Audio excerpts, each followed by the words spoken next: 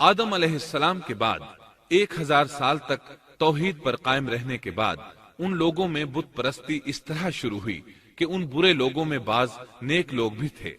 یہ برے لوگ ان نیک لوگوں سے بہت محبت کرتے تھے اور ان سے تقرب حاصل کرتے تھے، ان کی شان میں بہت مبالغہ کرتے تھے، جیسا کہ آج کل بعض لوگ علماء اور صالحین کی مدح سرائی میں زمین و آسمان کے قلابے ملاتے ہیں۔ یہی چیز بعد میں شرک کا ذریعہ بنی۔ امام بخاری رحمت اللہ علیہ نے سورہ نوح آیت 23 میں اللہ کے فرمان اور انہوں نے کہا کہ ہرگز اپنے معبودوں کو نہ چھوڑنا اور نہ ود اور سوا اور یغوث اور یعوق اور نصر کو چھوڑنا کی تفسیر کرتے ہوئے ابن عباس رضی اللہ عنہما سے روایت کی ہے۔ وہ فرماتے ہیں کہ یہ نوح علیہ السلام کی قوم کے بعض نیک آدمیوں کے نام ہیں۔ جب وہ فوت ہو گئے تو شیطان نے ان کی قوم کے دل میں یہ بات ڈال دی کہ جہاں وہ حضرات بیٹھا کرتے تھے وہاں ان کے بت بنا کر رکھ دو اور ان کو وہی نام دو جو ان بزرگوں کے تھے۔ انہوں نے ایسا ہی کیا اور پتھر کے بت بنا کر ان کے نام ان بزرگوں والے رکھ دیے۔ اس وقت تو بتوں کی پوجا نہ ہوئی، لیکن جب یہ لوگ فوت ہو گئے اور علم مٹ گیا تب ان کی پوجا ہونے لگی۔ ابن عباس رضی اللہ عنہما فرماتے ہیں نوح علیہ السلام کی قوم کے یہی بت بعد میں عرب میں پوجے گئے، یعنی ان نیک بزرگوں کے بت بنا لیے گئے اور آہستہ آہستہ ان کی پوجا شروع کر دی گئی، اور سب لوگوں نے ایک اللہ کی عبادت سے انکار کر دیا۔ نوح علیہ السلام اکیلے اس دنیا میں موحد اور توحید پرست باقی رہ گئے۔ نوح علیہ السلام کا نسب کچھ یوں ہے: نوح بن لامک بن متو شلح بن ادریس۔ اس طرح ادریس علیہ السلام ان کے پردادا ہوئے۔ اس وقت لوگوں کی عمریں بہت طویل ہوتی تھیں، اس لیے ہم کہہ سکتے ہیں کہ ادریس علیہ السلام کئی 100 سال زندہ رہے اور نوح علیہ السلام 1000 سال سے بھی زیادہ عرصہ زندہ رہے۔ عمریں لمبی ہونے کی وجہ سے ادریس علیہ السلام اور نوح علیہ السلام کے درمیان کافی مدت بنتی ہے، اور اسی مدت کے دوران کفر و شرک نے زور پکڑا اور بتوں کی عبادت شروع ہو گئی۔ تب اللہ تعالیٰ نے نوح علیہ السلام کو زمین میں مبعوث فرمایا۔ ابن عباس رضی اللہ عنہما سے روایت ہے کہ نبی صلی اللہ علیہ وسلم نے فرمایا آدم علیہ السلام اور نوح علیہ السلام کے درمیان 10 قرن تھے۔ ایک قرن 100 سال کا ہوتا ہے۔ آدم علیہ السلام کے 1000 سال بعد تک لوگ توحید پر قائم رہے، پھر آہستہ آہستہ شیطان نے انہیں شرک کے راستے پر ڈال دیا، شرک عام ہو گیا، ایک اللہ کی عبادت بالکل ختم ہو کر رہ گئی۔ تب اللہ نے نوح علیہ السلام کو مبعوث فرمایا، انہوں نے اللہ کی طرف دعوت دی، انہوں نے بہت مشقت اٹھائی، جیسا کہ سورہ نوح میں اللہ فرماتے ہیں اللہ تعالیٰ بخشش اور رحم کرنے والے کے نام سے شروع کرتا ہوں۔ یقیناً ہم نے نوح کو ان کی قوم کی طرف بھیجا کہ اپنی قوم کو ڈراؤ اور خبردار کر دو، اس سے پہلے کہ ان کے پاس دردناک عذاب آ جائے۔ نوح نے کہا اے میری قوم، میں تمہیں صاف صاف ڈرانے والا ہوں کہ تم اللہ کی عبادت کرو اور اس سے ڈرا کرو اور میرا کہنا مانو، تو وہ تمہارے گناہ بخش دے گا اور تمہیں ایک وقت مقررہ تک چھوڑ دے گا۔ یقیناً اللہ کا وعدہ جب آ جاتا ہے تو موقوف نہیں ہوتا، کاش تمہیں سمجھ ہوتی۔ نوح علیہ السلام تبلیغ کے سلسلے میں سخت محنت کرتے، دن رات لوگوں کے گھروں اور ان کے اجتماعات میں جا جا کر انہیں دعوت دیتے۔ آپ انہیں اعلانیہ اور پوشیدہ طور پر دعوت دیتے، یہاں تک کہ دعوت دیتے دیتے انہیں 950 سال گزر گئے، لیکن سوائے چند لوگوں کے کوئی ایمان نہ لایا۔ تب انہوں نے اللہ سے دعا کی اے میرے اللہ، میں نے اپنی قوم کو دن رات تیری طرف بلایا، لیکن میرے بلانے سے یہ اور زیادہ بھاگنے لگے۔ انہوں نے اپنے کانوں میں انگلیاں ٹھونس لیں، اپنے اوپر کپڑے اوڑھ لیے اور کہنے لگے ہم تیری شکل دیکھنا نہیں چاہتے۔ میرے اللہ، یہ لوگ تیری باتیں سننا پسند نہیں کرتے۔ میں نے پھر بھی ان سے کہا اپنے مالک سے بخشش طلب کرو، وہ بڑا بخشنے والا ہے۔ اس وقت نوح علیہ السلام کی قوم میں ایک بادشاہ تھا، وہ بہت مغرور تھا۔ وہ قوم سے کہنے لگا نوح کی باتوں پر کان نہ دھرنا اور نہ اس سے بحث کرنا، یہ جو کرتا ہے اسے کرنے دو، تم اپنے بتوں کی پوجا پر ڈٹے رہو۔ چنانچہ لوگوں نے نوح علیہ السلام کی باتوں کی طرف سے کان بند کر لیے۔ اپنے بادشاہ کی بات پر عمل کرنے لگے۔ تب نوح علیہ السلام نے اللہ سے فریاد کی، اے پروردگار، یہ میرا کہنا نہیں مانتے، ان لوگوں کی سنتے ہیں جن کی اولاد اور مال نے انہیں فائدہ تو نہ دیا، الٹا نقصان پہنچایا، اور انہوں نے میرے ساتھ بڑا داؤ کیا، یعنی دوسروں کو میرے درپے کر دیا، خود بھی مجھے ستانے میں کوئی کسر نہ چھوڑی، اور آپس میں ایک دوسرے سے کہنے لگے اپنے دیوتاؤں کو نہ چھوڑنا، نہ ود اور نہ سوا اور نہ یغوث اور نہ یعوق اور نہ نصر کو چھوڑنا۔ ان لوگوں نے بہت سے لوگوں کو گمراہ کر ڈالا، اور پروردگار تو ایسا کر کہ یہ ظالم اور زیادہ گمراہ ہو۔ اس طرح نوح علیہ السلام نے 950 سال دن رات لوگوں کو اللہ کی طرف بلایا، لیکن اتنے طویل عرصہ میں صرف 80 کے قریب لوگ مسلمان ہوئے، اور ان ایمانداروں کی اکثریت فقراء، مساکین، ناتواں اور غلام قسم کے لوگوں پر مشتمل تھی، جن کی معاشرے میں کوئی حیثیت نہیں ہوتی۔ مشکل سے 10 ایماندار ایسے ہوں گے جو شرف و جاہ کے مالک ہوں گے۔ چنانچہ نوح علیہ السلام کے مغرور سرداروں نے جب اس صورتحال کو دیکھا تو اکٹھے ہو کر نوح علیہ السلام کے پاس آئے اور کہنے لگے، اے نوح، ہم چاہتے ہیں تیری باتیں سنیں اور لوگوں کو بھی تیری باتیں سننے کی ترغیب دیں اور سب تجھ پر ایمان لے آئیں، لیکن اس سے پہلے ہماری ایک شرط ہے، یہ کہ آپ کے حلقے میں جو یہ ذلیل اور حقیر لوگ آ گئے ہیں انہیں دھکے دے کر اپنے پاس سے نکال دے، اس لیے کہ ہم اپنی قوم کے سردار، چودھری اور مقام و مرتبے والے لوگ ہیں، اس لیے ہم ان فقیر لوگوں کے پاس نہیں بیٹھ سکتے، اگر آپ انہیں نکال دیتے ہیں تو ہم ایمان لے آئیں گے۔ اللہ تعالیٰ نے نوح علیہ السلام کی قوم کے ان سرداروں کی تردید سورہ ہود آیات 27 تا 31 میں کی ہے۔ اللہ تعالیٰ فرماتے ہیں، کافر سردار نوح سے کہنے لگے ہم تو یہی دیکھتے ہیں کہ تو ہماری طرح ایک آدمی ہے، اور یہ بھی دیکھتے ہیں کہ صرف ان لوگوں نے تیری پیروی کی ہے جو ہم میں رذیل ہیں، وہ بھی اوپر کی عقل سے، اور ہم تو تمہیں کسی بات میں اپنے سے زیادہ نہیں پاتے بلکہ تمہیں جھوٹا خیال کرتے ہیں۔ نوح نے کہا، اے سردارو، بتلاؤ تو صحیح، اگر میں اپنے رب کی طرف سے جو دلیل آئی ہے اس پر قائم ہوا اور اس نے اپنی مہربانی سے مجھے سرفراز کیا اور تم سے وہ چھپی رہی، تو کیا زبردستی میں اسے تمہارے سر منڈ دوں گا، حالانکہ تم اس سے بیزار ہو۔ میری قوم والو، میں تم سے اس پر کوئی مال نہیں مانگتا، میرا ثواب تو صرف اللہ تعالیٰ کے ہاں ہے، نہ میں ایمانداروں کو اپنے پاس سے نکال سکتا ہوں، انہیں اپنے رب سے ملنا ہے، لیکن میں دیکھتا ہوں کہ تم لوگ جہالت کی بات کر رہے ہو۔ میری قوم کے لوگوں، اگر میں ان مومنوں کو اپنے پاس سے نکال دوں تو اللہ کے مقابلے میں میری مدد کون کر سکتا ہے؟ کیا تم کچھ بھی غور و فکر نہیں کرتے؟ میں تم سے یہ نہیں کہتا کہ میرے پاس اللہ کے خزانے ہیں اور میں غیب کا علم بھی نہیں رکھتا، نہ میں یہ کہتا ہوں کہ میں کوئی فرشتہ ہوں، نہ میرا یہ قول ہے کہ جن پر تمہاری نگاہیں ذلت سے پڑ رہی ہیں اللہ تعالیٰ انہیں کوئی نعمت دے گا ہی نہیں، ان کے دل میں جو ہے اللہ اسے بخوبی جانتا ہے، اگر میں ایسی بات کہوں تو یقیناً میرا شمار ظالموں میں سے ہوگا۔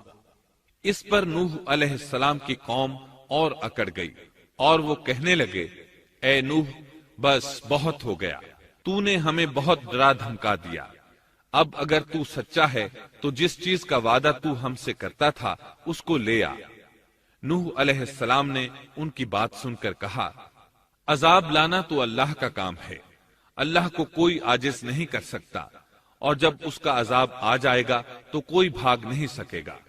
اس کے بعد نوح علیہ السلام کی قوم کا ان سے آمنا سامنا ہوا تو انہوں نے ان سے کہا، اے میری قوم، اگر تم پر یہ گراں گزرتا ہے کہ میں تم میں رہتا ہوں اور تمہیں اللہ کی باتیں سنا رہا ہوں، تم اس سے چڑھتے ہو اور مجھے نقصان پہنچانے کے درپے رہتے ہو، تو سنو، میں صاف کہتا ہوں، مجھے تمہارا کوئی خوف نہیں، تمہاری کوئی پرواہ نہیں، تم سے جو ہو سکے کر گزرو، میرا جو بگاڑ سکتے ہو بگاڑ لو، تم اپنے شریکوں اور جھوٹے معبودوں کو بھی بلا لو اور مل جل کر مشورے کر کے بات کھول کر پوری قوت کے ساتھ مجھ پر حملہ کرو، تمہیں قسم ہے تم میرا جو بگاڑ سکتے ہو بگاڑ لو، اس میں کوئی کسر اٹھا نہ رکھو، مجھے بالکل مہلت نہ دو، اچانک مجھے گھیر لو، میں بالکل بے خوف ہوں، اس لیے کہ تمہارے راستے کو میں باطل جانتا ہوں، میں حق پر ہوں، حق کا ساتھی اللہ ہوتا ہے، میرا بھروسہ اسی عظیم ذات پر ہے، مجھے اس کی قدرت کی بڑائی معلوم ہے۔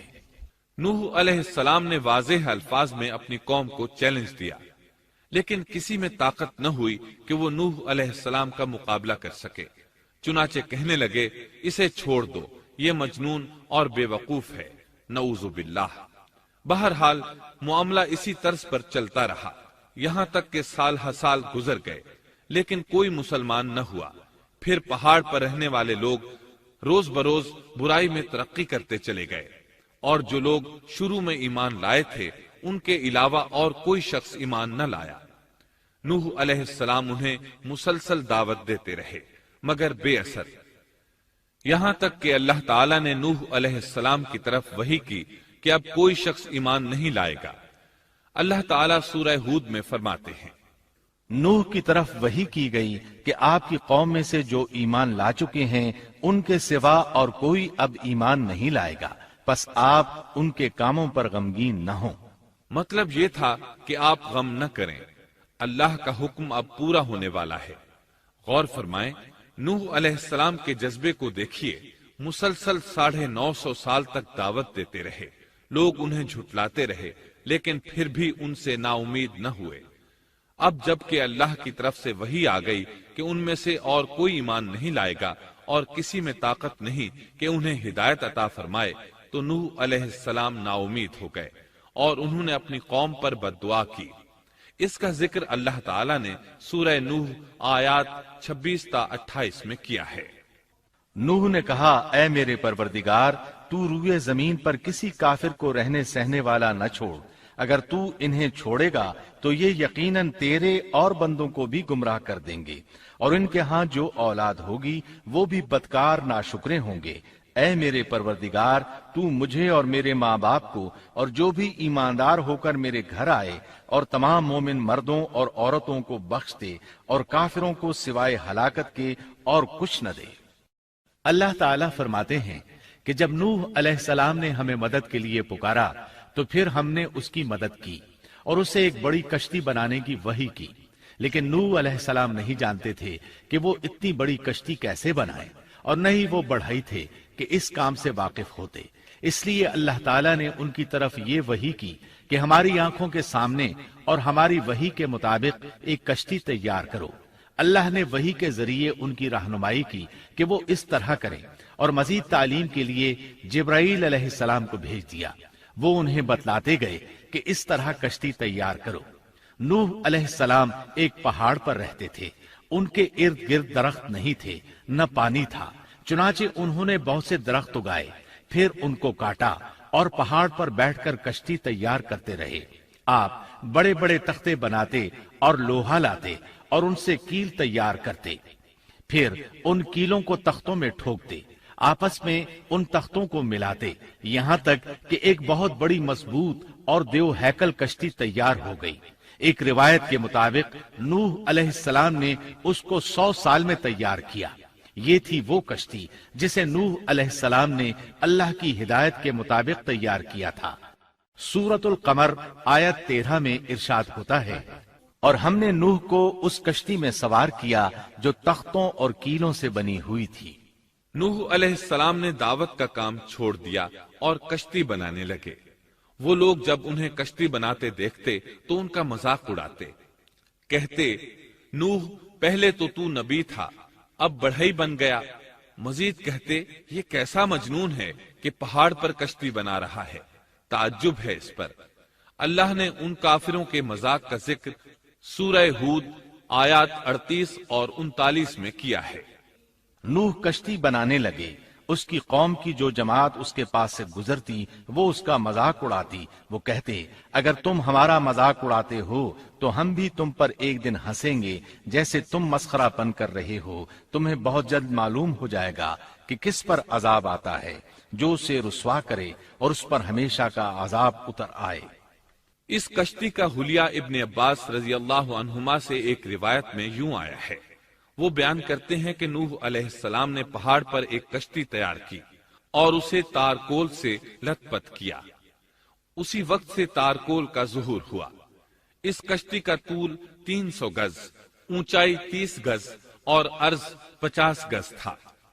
ایک اندازے کے مطابق اس کا طول 1 کلومیٹر سے زیادہ تھا، اور اس کی بلندی اور گہرائی کے بارے میں کہا گیا ہے کہ 30 ہاتھ تھی، اور یہ کشتی عام کشتیوں کی طرح اوپر سے کھلی ہوئی نہیں تھی، بلکہ جس طرح اس کو نیچے سے بند کیا گیا تھا اسی طرح اوپر سے بھی بند کیا گیا تھا، تاکہ اوپر سے جو بارش برسے وہ انہیں نقصان نہ دے، اور جس طرح نیچے والے غرق ہونے سے محفوظ رہیں اسی طرح اوپر والے بھی محفوظ رہیں۔ گویا وہ ایک گیند کی مانند تھی۔ اس میں الگ الگ 3 درجے بنائے گئے تھے، ہر درجے میں ایک دروازہ تھا، اور یہ 3 دروازے اس طرح تھے کہ ہر دروازے کے اوپر ایک دروازہ تھا۔ یہ اس کشتی کا حلیہ تھا، جس کے راوی ابن عباس رضی اللہ عنہما ہیں۔ یہ کشتی آج بھی موجود ہے۔ اللہ تعالیٰ نے اس کشتی کو بطور عبرت اور نشانی کے باقی رکھا ہے، جیسا کہ اللہ تعالیٰ فرماتے ہیں، اور بے شک ہم نے اس واقعے کو نشانی بنا کر باقی رکھا، پس ہے کوئی نصیحت حاصل کرنے والا۔ اس صدی میں علماء کے ایک گروہ نے اس کشتی کو ترکی کے ایک پہاڑ پر پا لیا ہے۔ اب وہ 2 ٹکڑوں میں تقسیم ہو چکی ہے۔ اس کا حلیہ وہی تھا جو بیان ہوا۔ اللہ کا فرمان سچا ثابت ہو گیا کہ ہم نے اس کو نشانی بنا کر باقی رکھا ہے۔ اس کے بعد طوفان آیا۔ اللہ تعالیٰ نے نوح علیہ السلام کو اس طوفان کے ظہور کی ایک نشانی اور علامت بتلائی تھی۔ نوح علیہ السلام کے گھر میں ایک تنور تھا۔ اللہ نے فرمایا، جب یہ تنور جوش مارنے لگے اور پانی اس سے ابلنے لگے تو سمجھ لینا اللہ کا وعدہ آ گیا۔ چنانچہ اس وقت مومنوں کو اور اپنے اہل و عیال کو اور زمین پر بسنے والے تمام جانوروں کا جوڑا جوڑا اس کشتی میں سوار کر لینا۔ تنور سے کیا مراد ہے، اس کے متعلق مفسرین میں اختلاف ہے۔ بعض کہتے ہیں کہ اس سے مراد ایک چشمہ ہے جو زمین سے نکلتا ہے، لیکن راجح روایات کے مطابق اس سے مراد معروف تنور ہے جس میں آگ جلا کر روٹیاں پکائی جاتی ہیں۔ یہ تنور نوح علیہ السلام کے گھر میں تھا، اور اسی کو اللہ نے طوفان کے آنے کی علامت بتایا اور فرمایا کہ جب یہ پھوٹ پڑے اس وقت ہر چیز کا جوڑا جوڑا کشتی پر سوار کر لینا۔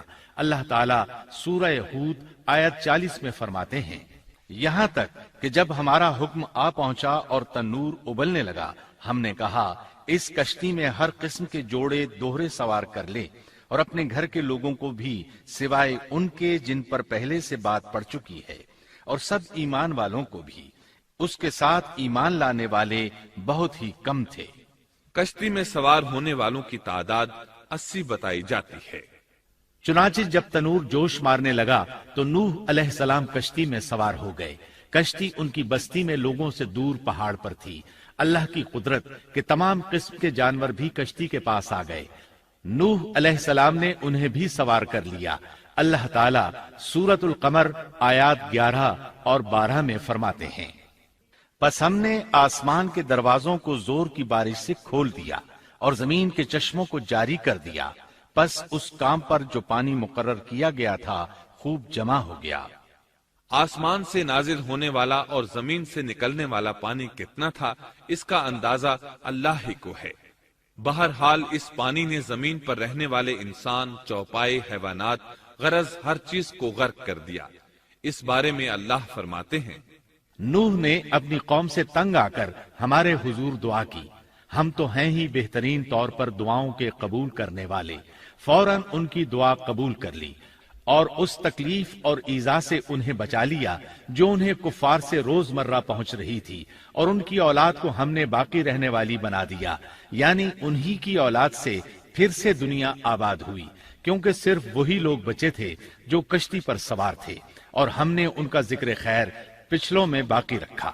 نوح علیہ السلام پر تمام جہانوں میں سلام ہو۔ ہم نیکی کرنے والوں کو اسی طرح بدلے دیتے ہیں، وہ ہمارے ایماندار بندوں میں سے تھا، پھر ہم نے باقی سب کو غرق کر دیا۔ اللہ مزید فرماتے ہیں، جب پانی میں طغیانی آ گئی تو اس وقت ہم نے تمہیں کشتی میں چڑھا لیا تاکہ اس کو تمہارے لیے نصیحت اور یادگار بنا دیں، تاکہ یاد رکھنے والے کان اس کو یاد رکھیں۔ یعنی پانی اتنا زیادہ ہو گیا کہ اس سے تمام شہر، بستیاں، انسان اور جانور غرق ہو گئے، یہاں تک کہ پانی بلند پہاڑوں سے بھی اونچا ہو گیا اور اتنے بلند پانی پر یہ کشتی نوح علیہ السلام اور ان کے ساتھیوں کو اپنے دامن میں سمیٹے اللہ کے حکم سے اور اس کی حفاظت میں پہاڑ کی طرح رواں دواں تھی، ورنہ اتنے طوفانی پانی میں کشتی کی حیثیت ہی کیا ہوتی ہے۔ نوح علیہ السلام کشتی میں سوار ہوئے اور انہوں نے اپنے ساتھیوں کو حکم دیا کہ وہ یہ دعا پڑھیں، بسم اللہ مجریہا ومرساہا ان ربی لغفور رحیم۔ اللہ ہی کے نام سے اس کشتی کا چلنا اور ٹھہرنا ہے، یقیناً میرا پالنے والا بڑی بخشش اور رحم والا ہے۔ یہی اللہ کا حکم آپ کو تھا کہ جب تم اور تمہارے ساتھی ٹھیک طرح بیٹھ جاؤ تو کہنا، الحمد للہ الذی نجانا من القوم الظالمین وقل رب انزلنی منزلا مبارکا وانت خیر المنزلین۔ سب تعریف اللہ ہی کے لیے ہے جس نے ہمیں ظالم لوگوں سے نجات عطا فرمائی، اور کہنا کہ اے میرے رب مجھے بابرکت اتارنا اور تو ہی بہتر اتارنے والا ہے۔ اللہ تعالیٰ نوح علیہ السلام کو نصیحت کر رہے ہیں کہ اللہ آپ کو اور آپ کے اہل کو نجات عطا فرمائیں گے۔ کشتی میں نوح علیہ السلام کے کافر بیٹے کے علاوہ تمام گھر والے سوار تھے۔ آپ کے کافر بیٹے کا نام کنعان تھا، وہ ایک طرف کھڑا تھا۔ نوح علیہ السلام نے اسے پکارا، میرے بیٹے اس کشتی میں آ جا اور کافروں کا ساتھی نہ بن، لیکن اس بدبخت نے کہا، میں ابھی کسی پہاڑ کی چوٹی پر پناہ لے لوں گا جو مجھے اس پانی سے بچائے گی۔ نوح علیہ السلام نے کہا، آج اللہ کے حکم سے کوئی بچانے والا نہیں مگر وہی جس پر اللہ رحم کرے۔ باپ اور بیٹے کے درمیان یہ گفتگو جاری تھی کہ ایک طوفانی موج نے اسے اپنی زد میں لے لیا اور اسے غرق کر دیا۔ نوح علیہ السلام سے اللہ نے وعدہ کر رکھا تھا کہ اللہ تعالیٰ اس کے اہل کو نجات عطا فرمائے گا۔ چنانچہ جب آپ کی آنکھوں کے سامنے آپ کا بیٹا غرق ہو گیا تو وہ پکار اٹھے، اے اللہ، میرا بیٹا میرے گھر والوں میں سے تھا اور تو نے مجھ سے وعدہ کیا تھا کہ میرے گھر والوں کو نجات عطا فرمائے گا، اور تو تمام حاکموں سے بہتر حاکم ہے، لہذا ناممکن ہے کہ تیرا وعدہ پورا نہ ہو۔ واضح ہو کہ نوح علیہ السلام کا اپنے بیٹے کے بارے میں بات کرنا بطور استفسار تھا، بطور بحث نہیں تھا۔ آپ وضاحت چاہتے تھے۔ اللہ تعالیٰ نے فرمایا، اے نوح، وہ تیرے اہل سے نہیں تھا کیونکہ وہ کافر تھا۔ کفر نسب کو ختم کر دیتا ہے۔ ایک مومن کا دوسرے مومن سے تعلق ایک مسلمان بھائی کے کافر بھائی سے تعلق سے زیادہ بڑا ہے، اور حقیقی اخوت وہ ہے جس کی بنیاد ایمان پر ہو۔ کفر تو نسبی تعلق کو کاٹ دیتا ہے، اس لیے اللہ نے یہ نہیں فرمایا کہ وہ کافر ہے، بلکہ یہ فرمایا کہ وہ تیرے اہل سے نہیں ہے۔ ہمارے لیے بھی یہی حکم ہے، کسی مومن کا کافر کے ساتھ رشتہ نہیں ہو سکتا۔ اس کے ساتھ اللہ نے نوح علیہ السلام کو نصیحت فرمائی کہ آپ ہرگز وہ چیز نہ مانگیں جس کا آپ کو مطلقاً علم ہی نہ ہو، اور ہم آپ کو نصیحت کرتے ہیں کہ جاہلوں میں اپنا شمار کرانے سے باز رہیں۔ جب نوح علیہ السلام یہ بات جان گئے کہ ان کا سوال واقعے کے مطابق نہیں تھا تو فوراً اس سے رجوع کر لیا اور اللہ تعالیٰ سے اس کی رحمت اور مغفرت کے طالب ہوئے۔ اس موقع پر انہوں نے دعا کی۔ نوح علیہ السلام نے کہا، اے میرے پروردگار، میں تیری ہی پناہ چاہتا ہوں اس بات سے کہ تجھ سے وہ مانگوں جس کا مجھے علم ہی نہ ہو۔ اگر تو مجھے نہ بخشے گا اور تو مجھ پر رحم نہیں کرے گا تو میں خرابی والوں میں ہو جاؤں گا۔ یہ دعا انہوں نے مانگی۔ اپنے بیٹے کے متعلق سوال کے علاوہ نوح علیہ السلام نے اللہ تعالیٰ کی کوئی نافرمانی نہیں کی اور نہ اپنے نفس پر کسی نافرمانی کو شمار کیا۔ کشتی نوح علیہ السلام اور ان کے ساتھیوں کو لیے پانی کی موجوں پر بلند ہو رہی تھی، اور زمین پر موجود ہر چیز، انسان، حیوانات، چوپائے، پرندے غرق ہو چکے تھے۔ ان میں کوئی بھی باقی نہیں بچا تھا۔ اگر کوئی زندہ بچا تھا تو کشتی والے۔ ابن عباس رضی اللہ عنہما سے روایت ہے کہ نوح علیہ السلام اور ان کے ساتھی 6 ماہ کشتی میں رہے اور بعض روایات میں یہ بھی ہے کہ وہ محرم کی 10 تاریخ کو کشتی سے نیچے اترے۔ آخر اللہ کے حکم سے طوفان رک گیا۔ اللہ نے زمین کو حکم دیا کہ وہ تمام پانی کو نگل جائے۔ زمین نے سارا پانی نگل لیا، زمین خشک ہو گئی۔ اللہ تعالیٰ سورہ ہود آیت 44 میں فرماتے ہیں، اور فرما دیا گیا کہ اے زمین اپنے پانی کو نگل جا، اور اے آسمان بس کر تھم جا۔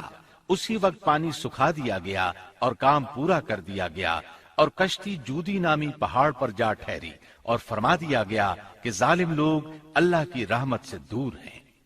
کشتی جودی پہاڑ پر جا کر ٹھہر گئی۔ اب انہیں حکم ہوا کہ سلامتی کے ساتھ کشتی سے اتر آئے۔ آپ پر بھی برکت نازل ہوگی، اور ان قوموں پر بھی جو آئندہ آپ کی نسل سے پیدا ہوں گی، اور آپ کی نسل میں سے کچھ لوگ ایسے بھی ہوں گے جنہیں ہم فائدہ تو ضرور پہنچائیں گے، پھر انہیں ہماری طرف سے دردناک عذاب پہنچے گا۔ بہت سی روایات میں یہ بات مذکور ہے کہ نوح علیہ السلام ایک لمبی مدت یعنی 6 ماہ کشتی میں طوفان تھم جانے کا انتظار کرتے رہے۔ آپ نے طوفان کے حالات معلوم کرنے کے لیے ایک کبوتر بھیجا جو واپس آ گیا۔ اسے پاؤں رکھنے کو جگہ نہ ملی۔ اسے دوبارہ بھیجا گیا تو وہ پھر واپس آ گیا۔ چند دن بعد اسے پھر بھیجا گیا تو وہ اپنی چونچ میں زیتون کی ایک ٹہنی لیے ہوئے تھا۔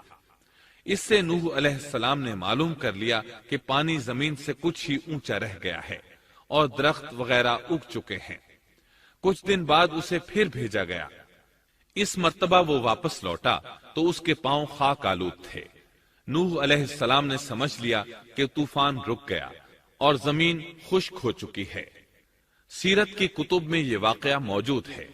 اسی کی بنیاد پر سیرت نگاروں کا کہنا ہے کہ کبوتر کا آنا سلامتی کی علامت تھا، اور اس کی چونچ میں زیتون کی ٹہنی نوح علیہ السلام کی بادشاہت کی طرف اشارہ تھا۔ اس طرح نوح علیہ السلام زمین پر اتر آئے۔ اس وقت اولاد آدم میں سے کوئی انسان سوائے ان لوگوں کے زندہ نہیں بچا تھا۔ جزیرہ عرب، فلسطین اور ان کے ارد گرد کا علاقہ غرق ہونے سے محفوظ رہا۔ ان کے علاوہ تمام زمین غرق ہوئی تھی۔ سب کے سب طوفان کی نذر ہو گئے۔